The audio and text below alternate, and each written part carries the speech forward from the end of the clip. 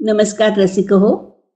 मी वासंती वर्तक ग्रंथालीने प्रकाशित केलेल्या ललिताक्षर या ललितबंध पुस्तकातला माझा परफॉर्मन्स नावाचा लेख वाचते आहे. पावसाळ्यानंतरची कामं आता वेगाने करायला हवीत. मी चारी बाजूनी पसरलेल्या कुंड्यांकडे पाहत पुटपुटले. यंदा पावसाळा जरा लांबलाच. पाऊस ओसरला की कटिंग करायची, खत घालायचं, मग नवरात्रात फुलझाडं बहरून येतात. यंदा कटिंग न होताच तुरळक नवी फूट दिसायला लागली. कसं असतं ना बघा, आधी काटछाट करा, झाडांना मन मारायला शिकवा, मग खत घाला, पाण्याची ओढ द्या, चटकू द्या अश्विनातलं ऊन, तेव्हा कुठे भरपूर फुलं येणार. हात झपझप काम करत होते. नकळत मी झाडांच्या कुंड्या मागे पुढे सरकवू लागले. चांगली फूट आलेल्या कळ्या दिसू लागलेल्या कुंड्या पुढे ओढल्या. पहिल्या रांगेत फुलल्या की नजरेत भरतील अशा, आणि जरा सुकटलेल्या कुंड्या कटिंग करून मागे ढकलल्या. मातीचे हात झटकले आणि केलेल्या कामाकडे जरा दूर जाऊन डोळे भरून बघितलं. माझं मलाच हसू आलं. या स्पर्धेच्या आधुनिक जगात प्रत्येकाला स्वतःला सिद्ध करावं लागतं. त्यातून ही इवली फुलझाडं सुद्धा सुटली नाहीत.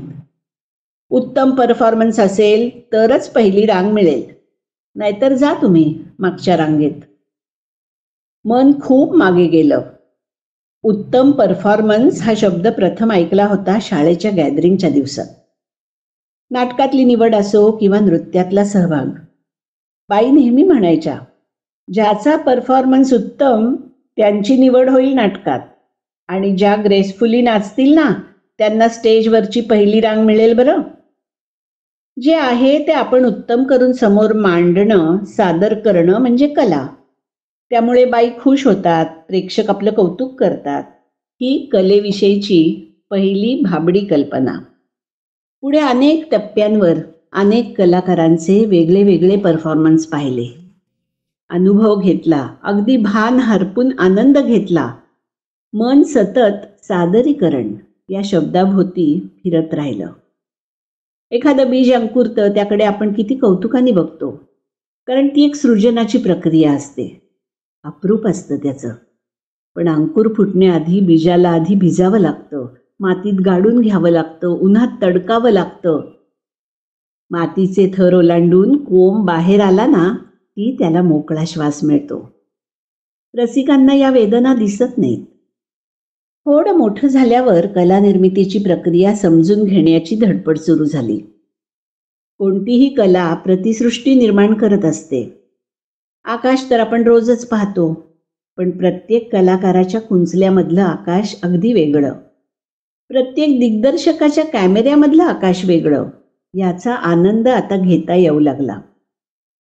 वियोगाचा, शोकाचा अनुभव प्रत्येकाच्या आयुष्यात येतो, पण सुरातून उमटणारा शोक काळजाला हात घालत असला तरी गाणं ऐकण्याचा आनंद देतोच की.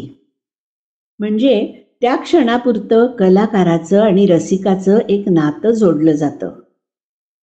ते जुळतं फुलतं किती आणि कसं, यावर पुढचं सगळं अवलंबून असतं. त्या पहिल्या रांगेत ठेवलेल्या झाडाच्या निमित्ताने मला रंगमंचावरचे किती उत्तमोत्तम परफॉर्मन्सेस आठवत राहिले. कला निर्मिती, आस्वाद प्रक्रिया, रसनिष्पत्ती यांच्या विचारांच्या आवर्तामध्ये मन बुडून गेलं. अनुभव घेणं, रंजन, आत्मप्रचिती, त्यातून भावनिर्मिती, आणि शेवटी जर रसनिष्पत्तीच्या पातळीपर्यंत परफॉर्मर आणि रसिक हातात हात घालून एकत्र जाऊ शकले तरच त्या कलाविष्काराला पूर्णत्व लाभलं असं म्हणता येईल. ही सगळी थिअरी डोक्यात फिरत असताना मला एक विलक्षण अनुभव आला. अगदी वेगळा अनुभव, शब्देविण संवादू असा. मी थोडा प्रयत्न करते तो शब्दात पकडण्याचा. माझी नात अगदी छोटी, 1.5 महिन्याची. हल्लीची मुलं खूपच समजदार. इतक्या लवकर ती नजरेला नजर देऊन लक्ष वेधायला लागली होती, हुंकार द्यायला लागली होती. म्हणून मी माझ्याही नकळत गप्पा मारता मारता तिला गोष्टी सांगू लागले. एक दिवस अपरात्री माझ्या शेजारचं गाठोडं चुळबुळलं, हुंकारलं. मी गडबडीने झोप झटकून मुश्किलीने डोळे उघडून तिच्याकडे पाहिलं तर स्वारी अर्धवट कुशीवर वळून माझ्याकडे पाहून हुंकारत होती. नजरानजर झाल्याबरोबर ती बोळकं पसरून हसली. जणू माझ्याभोवती असंख्य सूर्यफुलं उमलली. आनंदाने मी तिच्याशी कुजबुजत काहीतरी बोलले. तिचे डोळे चमकले, हसू पुन्हा उमलले. ती अपेक्षेने पुढच्या वाक्यासाठी माझ्याकडे बघू लागली. पलीकडे झोपलेल्या तिच्या आईला म्हणजे माझ्या मुलीला जाग येऊ नये इतपत हळू आवाजात मी कुठली तरी गोष्ट सांगायला सुरुवात केली. उत्स्फूर्तता हा रंगमंचीय आविष्काराचा एक अविभाज्य गुणधर्म समजला जातो.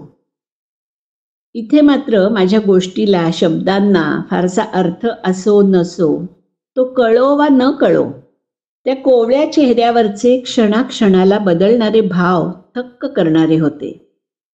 त्यातली उत्स्फूर्तता शब्दातीत होती. आणि माहीत आहे का तुला, असं म्हटल्यावर विस्फारले जाणारे ते काळेभोर चिमणे डोळे, अलवार थरथरणाऱ्या लांब लांब पापण्या, उत्तरादाखल पुढे येणारी चिमुकली ओठांची चोच, क्षणात बाळमुठीत पकडलं जाणारं माझं बोट, मी बोलायची थांबल्यावर तिचा येणारा दीर्घ हुंकार, हे क्षणकण कसे वेचू, कुठे ठेवू असं झालं मला. आधी मी गोष्ट सांगत होते, ती ऐकत होती. ती माझ्या चेहऱ्यावरच्या भावांना प्रतिसाद देत होती. इतकी रंगून की मी स्तब्ध झाले तर मला पायाने ढोसत होती. भुवया उंचावून प्रश्न विचारत होती. माझं बोट घट्ट पकडून, हात हलवून हलवून पुढे सांग ना असं आर्जव करत होती. आणि तरीही मी स्तब्ध राहिल्यावर वाट पाहून आता तीच हुंकारू लागली. आधी छोटे छोटे हुंकार, मग भुवई मुडपून दीर्घ हुंकार, मग ओठाच्या चंबूतून तक्रारीचा हुंकार, बरोबर हातापायाची सायकल चालूच. मध्येच जर मी नुसते ओठ हलवले ना तरी स्वारी सायकल थांबवून स्तब्ध, कान टवकारून ऐकायला सज्ज. आणि तरी मी नाही बोलले की तिचं हुंकारी किंवा निशब्द सादरीकरण केवळ मुद्राभिनयातून चालू झालं. गोष्ट सांगतो तो परफॉर्मर ही आपली ढोबळ कल्पना, पण इथे तर माझ्या चिमुकल्या रसिकाची दाद हाच एक परफॉर्मन्स झाला होता. कलानंदाची वाट दुहेरी असते असं म्हणतात. आविष्कार घडत असताना रसिक मनाच्या तारा झंकारून उठतात. त्याच्या लहरी कलाकाराला सुद्धा रोमांचित करतात.